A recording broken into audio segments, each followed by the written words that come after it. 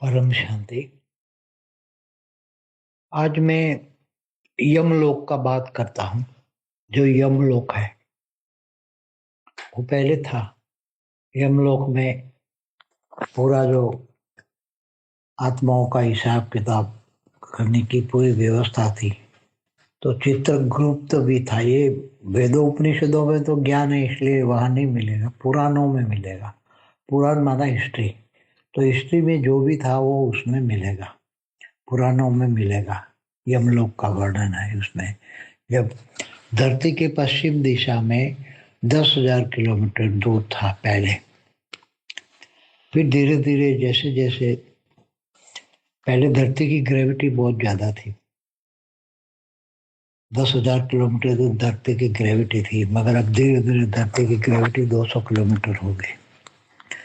तो वो यमलोक धरती की ग्रेविटी में रखा जाता था, ताकि आत्मा को शरीर छोड़ने के बाद उसको उठा के फटक से यमलोक, वहाँ जो उसको पूरा जो गरुड़ पुराण में वर्णन है वो पूरा का पूरा प्रोसेस होती थी। फिर अंत में चित्रगुप्त के सामने पेश करके उसका हिसाब किताब किया जाता था। तो उसी टाइम आत्मा भी बहुत कम थी, मगर एक चित्रगुप्त नहीं था, अनेकों। जैसे जज होते हैं ऐसे अनेकों जज होते थे, अनेक चित्रगुप्त होते। फटाफट उसको ऐसा चित्र नहीं हो तो दिखाया, मतलब साकार भी चित्रगुप्त होता था, मगर वो आकारी रूप में होता था, साकार में नहीं होता है, आकारी रूप में होता था यमलोक। ऐसे जैसे युधिष्ठिर था तो धर्मराज का अवतार था। धर्मराज माना यमराज। तो सारे यमदूत आते थे, आत्माओं को उठा कर ले जाते थे और फिर उसको सजा मिलती थी, या स्वर्ग या नर्क में। नर्क हो तो फिर नीचे, वहां से नीचे जो नर्क है वहां फेंक देते थे। 55 करोड़ नर्क था, वो वहां फेंक देते थे। वहां नर्कों में सड़ती थी आत्माएं। तो वो आत्माएं भी जब धीरे धीरे, तो यमलोक को मेरे ख्याल से ये 500 साल पहले ही किसी उसने ये यूएफओ वाला जो आता है ना, वो एलियंस ने उसको नष्ट कर दिया। जैसे मंगल को 8,000 साल पहले मंगल पे परमाणु बम का विस्फोट करके जो लोग थे वहां को साकार जैसा, मृत्यु लोग जैसा ही था वहां मंगल पे। तो वो वहां से भगा के फिर ये मंगल वाली आत्माएं धीरे धीरे धरती पर आ गई या सूक्ष्म में रह गई। तो 8,000 साल पहले मंगल को भी उड़ाया, इसी तरह ये यमलोक को भी उड़ाया। ये 500 साल पहले, 500 साल पहले यमलोक यमराज सब कुछ था। मगर बाद में यमलोक उड़ाया तो अब यमलोक की आत्माएं सूक्ष्म में पहले भी थी, मगर उसमें आत्माएं में पावर कम थी, ज्यादा ऊंचे नहीं जा सकती थी, यमलोक से ऊपर इतना नहीं जा सकती थी। फिर वो गिर गई आत्माएं और यमलोक से गिर कर धरती पर आ गई। तो कहीं मनुष्य बन के होंगे, कहीं न कहीं। इसलिए ये सभी बातें जो पुराणों में लिखी हैं वो पुराण हिस्ट्री में, पुराण माना हिस्ट्री में वो बात सही है, मगर अभी नहीं है। अभी तो सब गिर गए। और यही तो देवता थे ना, यमदेव, यमराज माना सूर्य पुत्र, सूर्य का पुत्र था यमदेव, यमराज। और यमराज माना धर्मराज, जो युधिष्ठिर का अवतार था। ऐसे तरह यमी, यम और यमी। यमी माना यमुना, माना जमुना, जो नदी है, जमुना नदी है, यमुना नदी है वही। तो गंगा, सरस्वती, ये सब देवी थी, सब नीचे आ गई। तो सारी देवियां नदी के रूप में फॉर्म में आ गई। कई जो पहाड़ के नाम है तो वो देवता थे, वो पहाड़ बन के आ गए। तो ये सब अति सूक्ष्म बात है, कोई समझ नहीं पाएगा। हिमालय राज कहते, तो वो साकार में मनुष्य रूप में भी था और हिमालय में व्यक्त भी रहता था। तो ये सभी समझना, वो सभी जब तक आत्मज्ञान ना हो, आत्म स्वरूप की अनुभूति ना हो, तब तक ये सब समझ में नहीं आएगा। इसलिए बहुत बड़ी बात है परम शांति। బేహద్ పరం మహాశాంతి. బాపూజీ ఈరోజు యమలోకం విషయం చెప్తాను అంటూ చెప్తూ ఉన్నారు. యమలోకంలోని ఆత్మలు లెక్కాచారం అనగా వాళ్ళు చేసినటువంటి కర్మల యొక్క పూర్తి ఖాతాలను చిత్రగుప్తుడు ద్వారా ఇవి చూపిస్తారు, చెప్తారు అని వేద ఉపనిషత్తుల్లో జ్ఞానం ఉన్నది. చిత్రగుప్తుడు ఉండేవాడని, మరి అక్కడ హిస్టరీ అనేది మొత్తం ఓపెన్ చేస్తారు అని ఉన్నది. పురాణాల్లో యమలోకం యొక్క వర్ణన ఉన్నది. ఇంకా ఇది గరుడ పురాణంలో అయితే ఇంకా బాగా వస్తూ ఉంటుంది.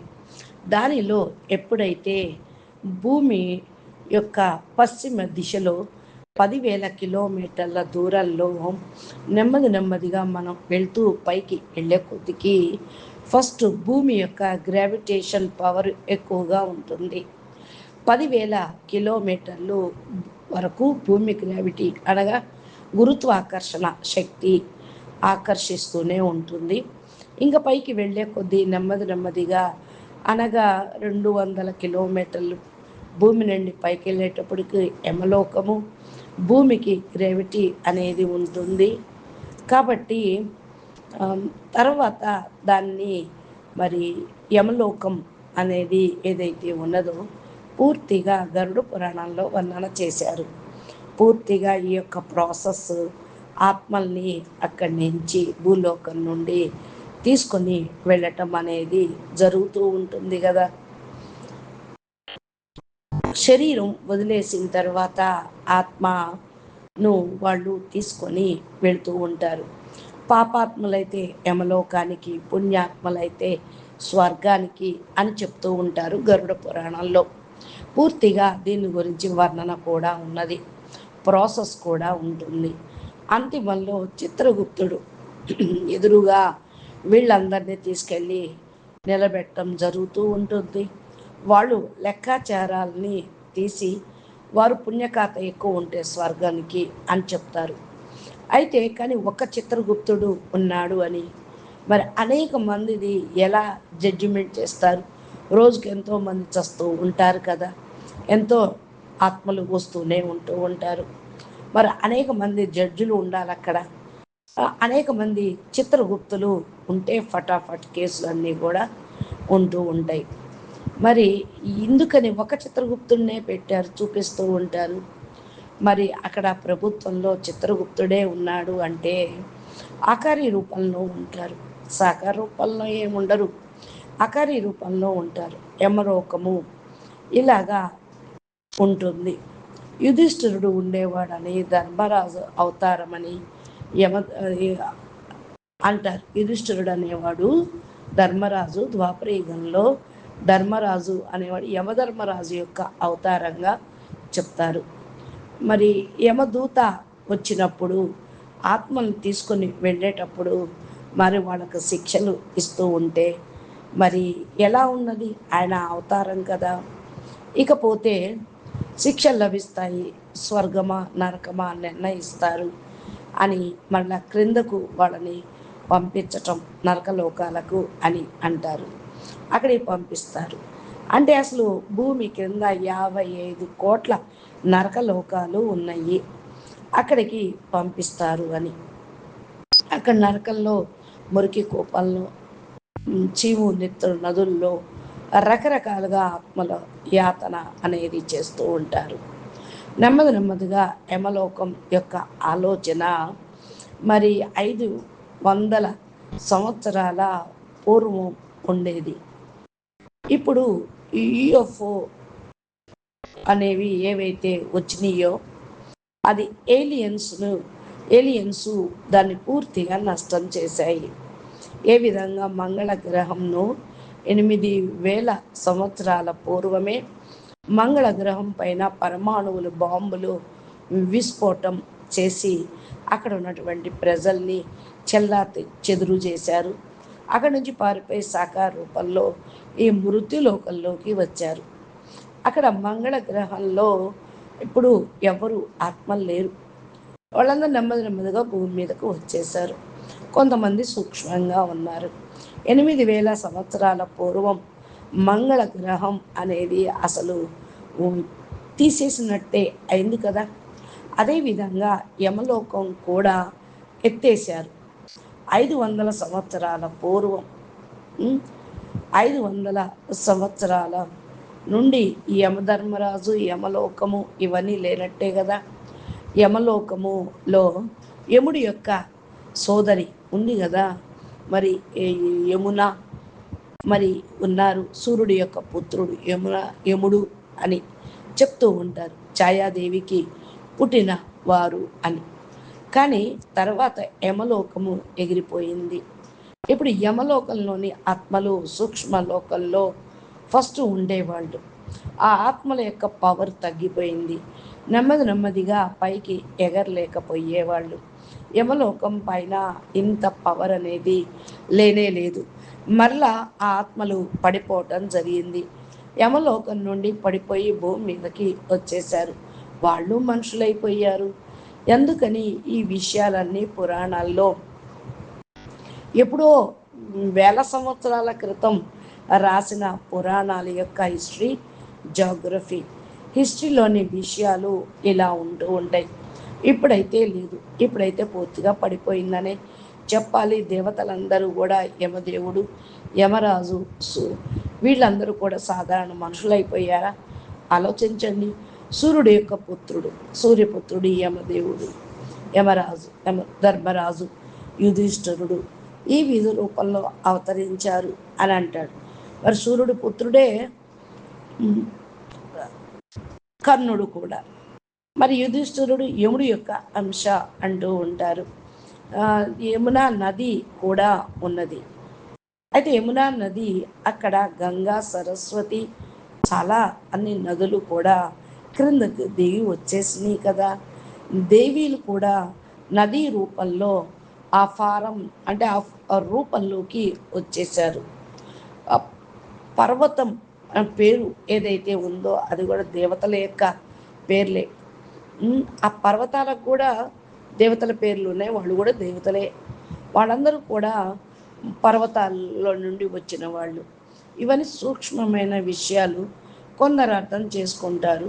హిమాలయాల్లో మరి ఏదైతే ఉన్నదో వాళ్ళందరూ కూడా సాకార రూపంలో, మానవ రూపంలో ఉన్నవాళ్ళే. హిమాలయాల్లో పూర్తిగా వ్యాప్తమైపోయి ఉన్నది. ఇప్పుడు అర్థం చేసుకోండి ఎంతవరకు ఆత్మ జ్ఞానం అనేది ఉంటుందో, ఆత్మస్వరూపం యొక్క అనుభూతి ఉంటుందో అంతవరకు ఇవన్నీ అర్థం కావు. అందుకనే ఇది చాలా గొప్ప విషయాలు అని బాపూజీ చెప్తూ ఉన్నారు. ఎందుకనంటే మరి చరిత్ర తెలుసుకోవాలి కదా, అది ఉన్నదా వినాశనమైనదా అనేది కూడా మరి మీకు అర్థమయ్యే ఉంటాడు. ఒకప్పుడు ఉన్నది, ఇప్పుడు లేదు. చిత్రగుప్తుల యొక్క గ్రూపు అనేది ఉన్నది, జియోగ్రఫీలో పురాణాలలో ఉన్నది. అయితే అసలైన జ్ఞానం వేద ఉపనిషత్తుల్లో ఉండదు, పురాణాల్లో దొరుకుతుంది అంటారు. పురాణము అంటే ఏంటి? హిస్టరీలో ఏముంటుంది? కథలు ఉంటూ ఉంటాయి. అందుకని పురాణాల్లో యమలోకం యొక్క వర్ణన ఉన్నది అని అంటున్నారు. యమలోకం భూమికి పడమర దిశలో 10,000 కిలోమీటర్ల ఉంది. అప్పుడు భూమి గ్రావిటీ చాలా ఎక్కువగా ఉండేది. 10,000 కిలోమీటర్ల వరకు భూమి గ్రావిటీ ఉంది. మెల్లమెల్లగా భూమి యొక్క గ్రావిటీ 200 కిలోమీటర్లకు పడిపోయింది. కాబట్టి యమలోకాన్ని భూమి గ్రావిటీలోనే ఉంచేశారు. శరీరం వదిలిన తర్వాత ఆత్మను మరి ఎత్తుకెళ్ళేది అక్కడికే అని మీ అందరికీ తెలుసు. గరుడ పురాణము విని ఉంటారు, మరి చిత్రగుప్తుడు గురించి విని ఉంటారు. ఇప్పుడైతే అక్కడ చాలా తక్కువ మంది ఆత్మలే ఉన్నారు. ఎందుకని? ఒకే చిత్రగుప్తుడు కదా, మరి ఎంతమంది యొక్క ఖాతాలు చూస్తాడు? జడ్జీలు చాలామంది ఉంటే కేసులు తొందరగా పూర్తయినట్టు చిత్రగుప్తుడు కూడా తన పని పూర్తి చేయాలి అంటే చాలామంది కావాలి. చిత్రగుప్తుడు అంటే చిత్రం కాదు, సాకార రూపంలో చిత్రగుప్తుడు ఉండేవాడు. అకారి రూపంలో ఉంటారు, సాకార రూపంలో కాదు, అకారి రూపంలో. యమలోకంలో ఎలా ఉంటుందో అర్థం చేసుకోండి అని అంటూ ఉన్నారు. కాబట్టి మరి ఇక్కడ ఆత్మలు యూఎఫ్ఓలు వచ్చేసి వాటిని ఖతం చేశాయి, ఏలియన్స్ నాశనం చేశాయి అని మీకు తెలిసిందే. అయితే ఈ మంగళ గ్రహం, కుజ గ్రహం ఇవి కూడా కొన్ని వేల సంవత్సరాల క్రితం సమాప్తమైతే అందరూ భూమి మీదకే వచ్చేసారు. మీ అందరికీ తెలిసిన విషయమే. కాబట్టి ఆ పవర్ వాళ్ళకి తక్కువైపోయింది. పైకి కిందకు వచ్చిన వాడు పైకి వెళ్ళలేకపోతున్నారు. యమలోకం నుండి పైకి ఇంకా అసలు వెళ్ళనే లేరు. ఆత్మలందరూ పడిపోయారు. అర్థం చేసుకోండి. యమలోకం నుండి పడిపోయి భూమి మీదకి వచ్చిన వాళ్ళు మరి మనుషులుగానే పుడతారు కానీ దేవతల రూపంలో ఉండరు కదా. భూమి అంటే పంచతత్వాలు, దేవతలు అంటే మూడు తత్వాలు ఉండేవి. అదే పురాణాల్లో ఎప్పుడో రాశారు. అర్థం చేసుకోండి. దేవతలు ఉన్నారు అంతే. మరి ఈ హిస్టరీ జాగ్రఫీ అర్థం అయితే కానీ మీ ఆత్మ జ్ఞానము, దివ్య జ్ఞానము, బాపూజీ చెప్పిన బేహద్దు జ్ఞానము అర్థం కాదు. ఇప్పుడు పర్వతాల లోపల కూడా మరి దేవతలు ఉన్నారు, దేవతల పేర్లు పెట్టారు. హిమాలయ రాజు అంటారు కదా, ఆయన సాకార రూపంలో మరి హిమవంతుడు అంటే మనిషి రూపంలో ఉన్నట్టే కదా. మరి హిమాలయాల్లో మొత్తం దేవతలు అంతా వ్యాపించినట్లే. ఇవి అర్థం చేసుకోవాలి అంటూ ఉన్నారు బాపూజీ. అచ్చా, పరం శాంతి, నమస్తే, ధన్యవాదాలు. మీకు ఈ వీడియో నచ్చినట్లయితే లైక్ చేయండి, షేర్ చేయండి, కామెంట్ పెట్టండి.